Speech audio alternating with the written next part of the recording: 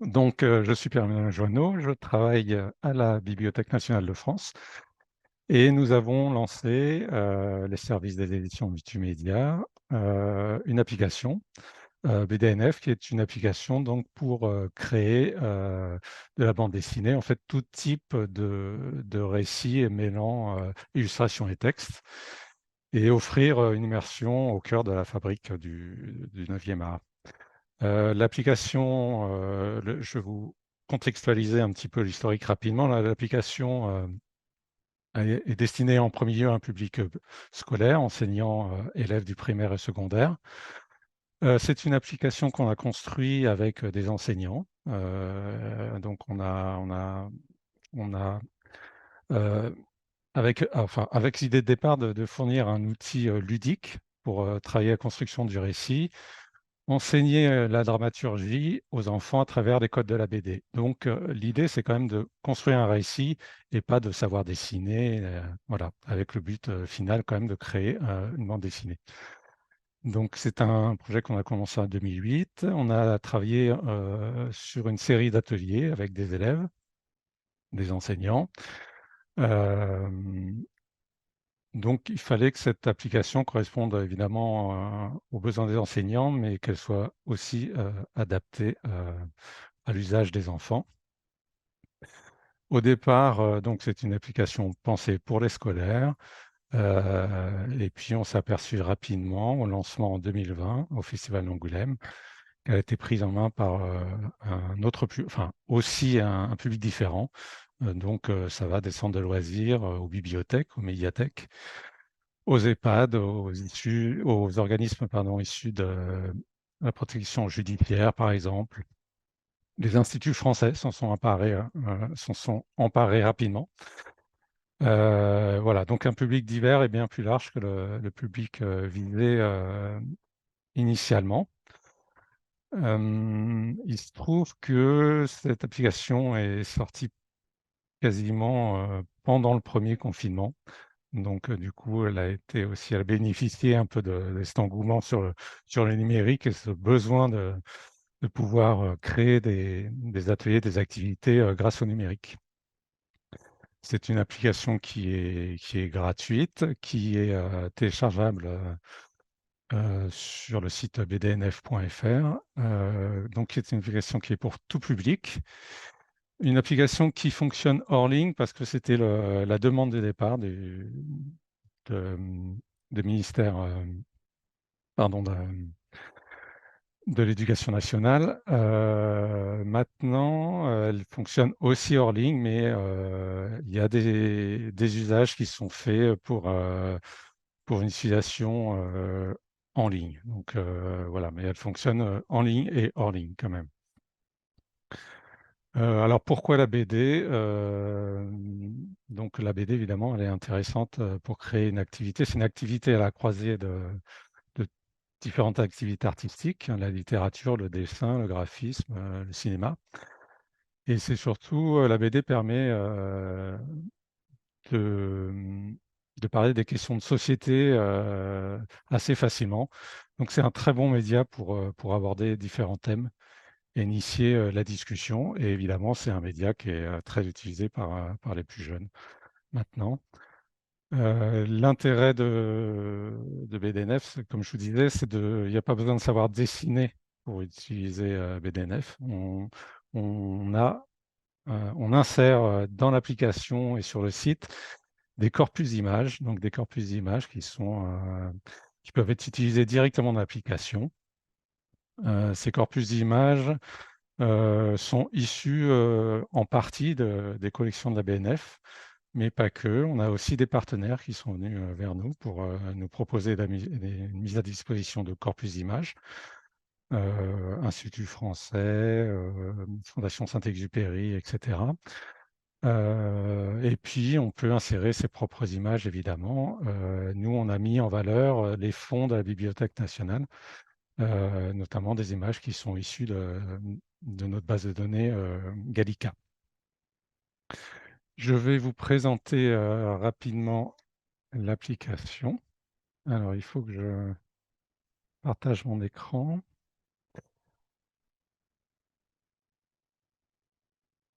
Est-ce que vous voyez l'application BNF et DNF? C'est bon, c'est parfait. C'est bon, c'est parfait. Je vais mettre la discussion en même temps pour. Donc voilà, l'outil, donc je vous ai dit, est accessible surtout sur Mac, PC, sur les tablettes et en version très light sur les téléphones. Donc je suis invité à créer un profil. Euh, donc voilà, je vais créer un pseudo. Donc c'est anonyme, hein.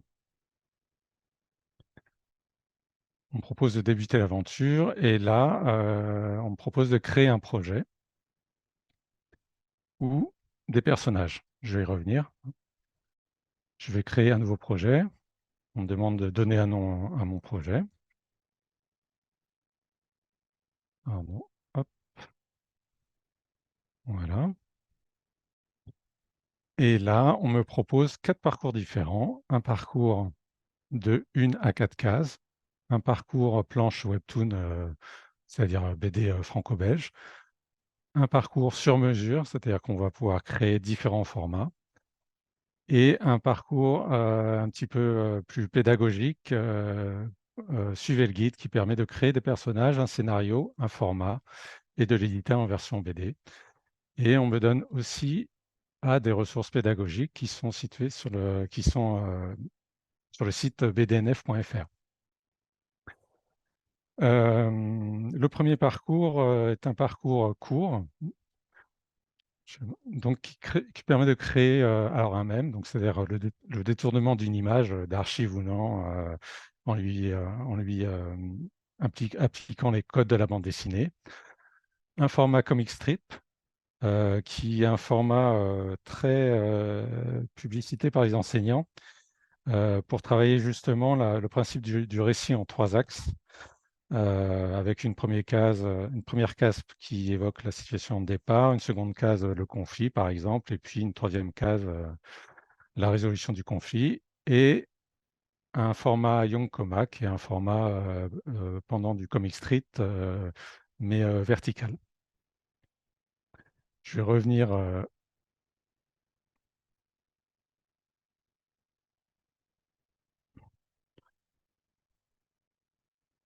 ma page d'accueil.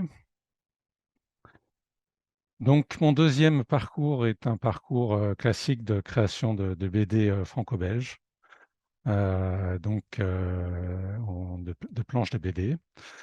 Et mon troisième parcours, je ne vais pas pouvoir tous vous les montrer, je pense que je vais vous montrer le parcours classique de BD franco-belge. Le troisième parcours sur mesure, on va pouvoir créer donc tous les formats possibles et le parcours suivez le guide. Donc, je vais vous montrer rapidement le fonctionnement sur un parcours classique de planche BD belge. Donc, je choisis mon format, je choisis la composition des planches, l'orientation, paysage, portrait, de gauche à droite ou de droite à gauche. Et je vais passer à l'édition des cases. On propose de démarrer la mise en page. Donc, je suis invité à choisir une page vierge, 3 cases ou 5 cases, mais je vais pouvoir quel que soit mon choix, je vais pouvoir évidemment recréer un nombre de cases différents, un nombre de planches, etc., etc. Immédiatement, on me propose d'ajouter des images. Et donc là, je vais vous montrer un peu en détail cette fenêtre, parce que c'est une des fenêtres principales de l'application BDNF et la plus intéressante. Donc par défaut, nous avons différents corpus d'images. Donc nous avons fait appel à un dessinateur. Nous lui avons demandé de créer donc des bulles, des décors, des fonds, des bulles, des onomatopées, des idéogrammes, des personnages, un garçon, une fille, donc dans un style adapté aux 8-12 ans, des objets et des accessoires. Voilà, et puis nous avons créé aussi évidemment des corpus qui sont issus de notre fonds patrimonial. Donc avec là, on a par exemple des des animaux de Benjamin Rabier, on a voilà, des objets issus d'albums de coloriage du début du siècle dernier. On a des personnages issus des collections des décors d'opéra, notamment. Des photographies de Jane Adjet.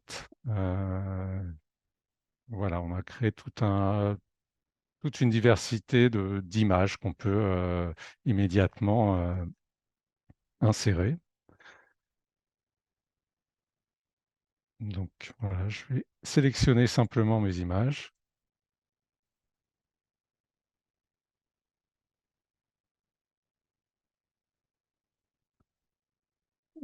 Et je vais, alors évidemment, ma BD sera graphiquement pas terrible.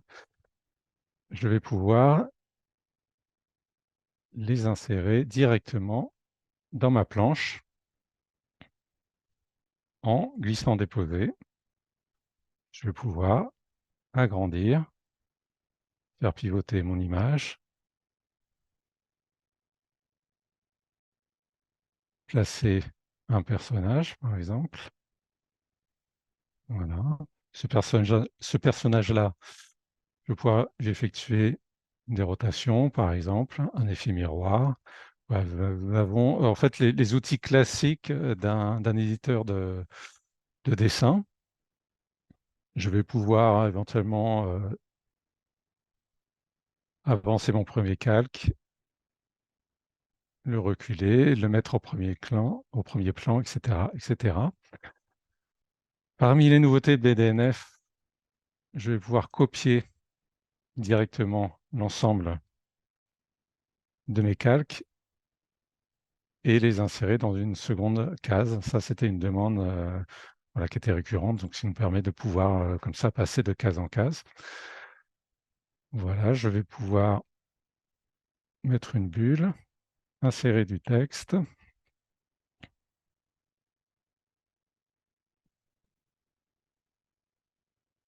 Voilà, là j'ai classiquement, vous avez les outils d'un éditeur de texte avec différentes fontes, etc., etc. Voilà, si je veux appliquer, par exemple, ajuster mes cases, j'ai un outil pour ça. Si je veux découper, alors je vais zoomer sur ma case, découper ma case en deux, en trois, etc. J'ai les outils pour ça également. Je vais pouvoir appliquer des marges, des couleurs de contour, un fond, réduire ou augmenter la taille, etc., etc. Donc vous avez tous les outils pour réaliser une bande dessinée à votre convenance. Et je vais pouvoir ajouter une planche.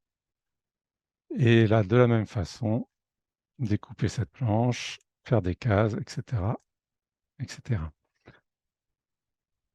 Je vais pouvoir donc progressivement ajouter des images. Alors, je reviens sur ma fenêtre ajouter des images.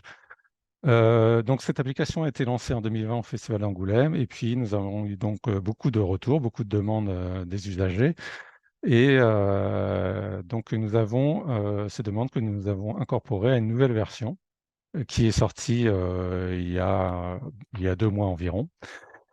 Et dans cette nouvelle version, qui est une version connectée, vous pouvez accéder à tous les corpus qui sont actuellement aussi accessibles sur le portail bdnf.fr.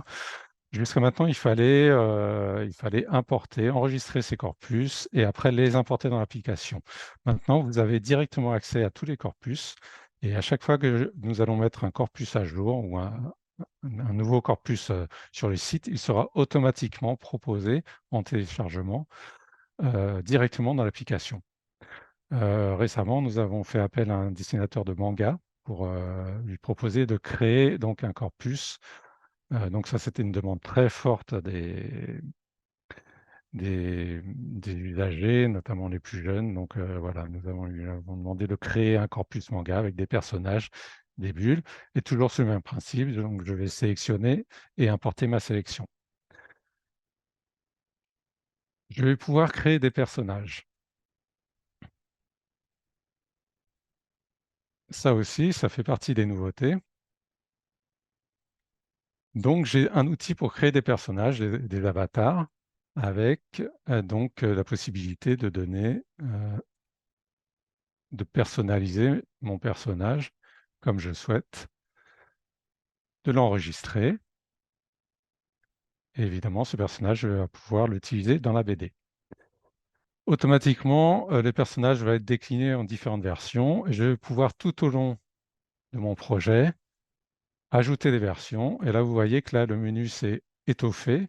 Et donc, par exemple, mon personnage, je vais pouvoir voilà, lui donner une pose, lui donner des attitudes différentes, voilà, changer sa couleur. Voilà, nous avons enfin, plusieurs centaines de possibilités. Donc, par exemple, voilà, je vais créer mon personnage, je vais l'enregistrer. Et donc, je le retrouve ici, je vais le sélectionner. Par exemple, mes 3 personnages, je vais importer ma sélection.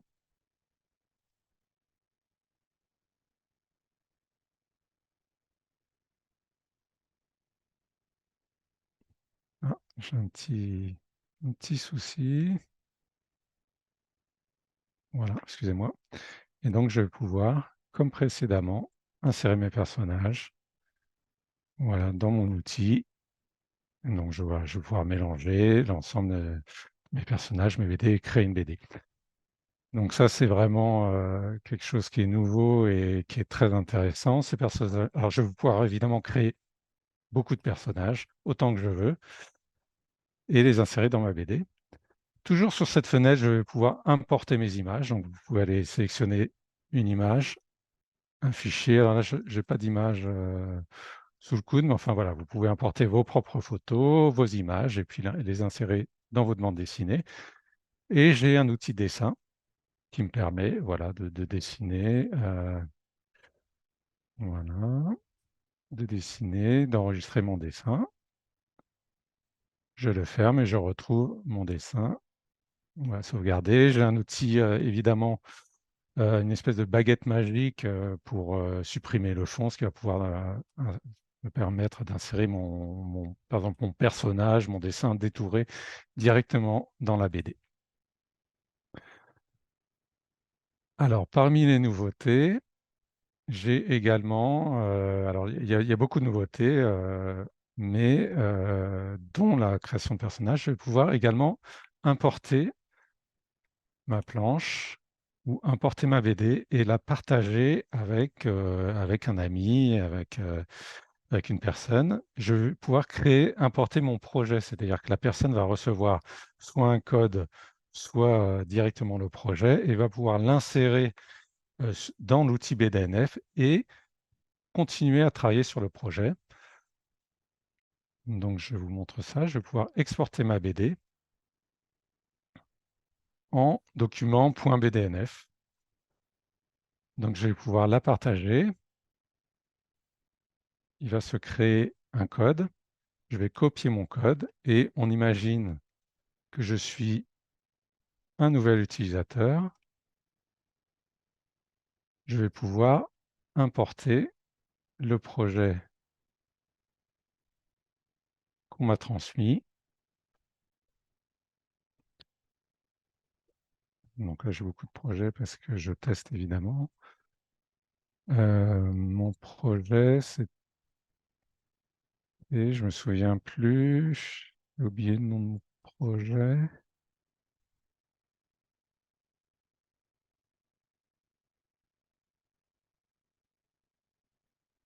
Je ne sais plus le nom de mon projet. Il faut que j'aille retrouver le nom de mon projet. Vous avez compris le principe, je vais pouvoir retrouver mon projet directement. Le 24/11, excusez-moi, je cafouille un peu. Voilà.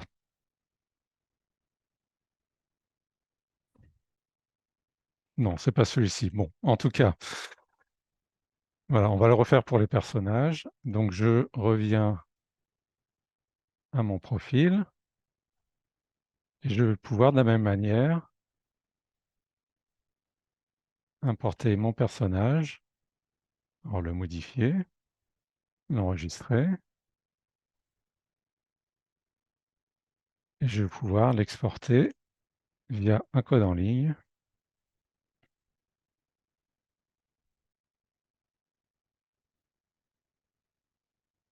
Voilà. Et bon, je vais rester sur le même utilisateur.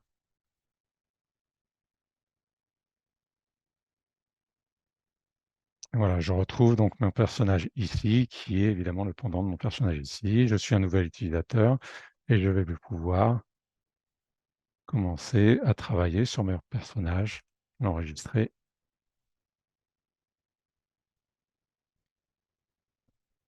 Voilà, comme ceci.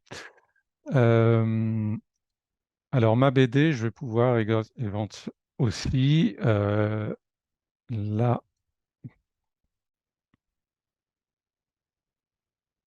Ah oui, c'est un peu ça. Voilà.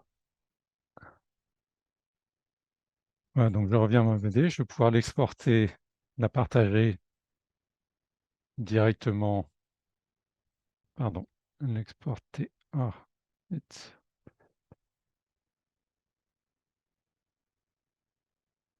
L'exporter, je vais pouvoir l'enregistrer sur un bureau, par exemple, et puis ou dans un dossier, et puis l'exporter via une adresse mail et le transmettre à un autre utilisateur.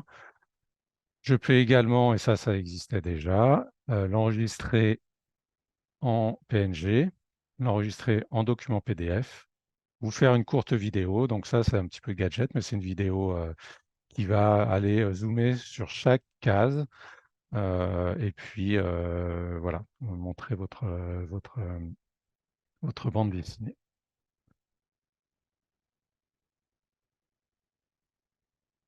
Je vais pouvoir également, ça on l'a vu rapidement,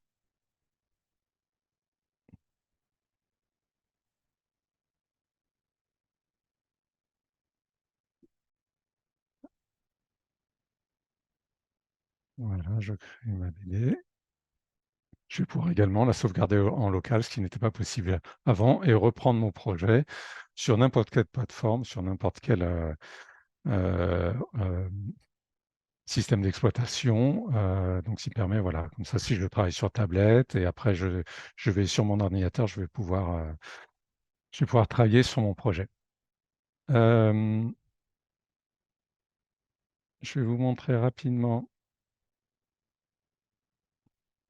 Je vais quitter mon application,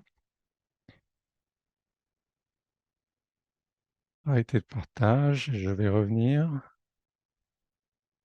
Je vais vous montrer rapidement le site bdnf.fr.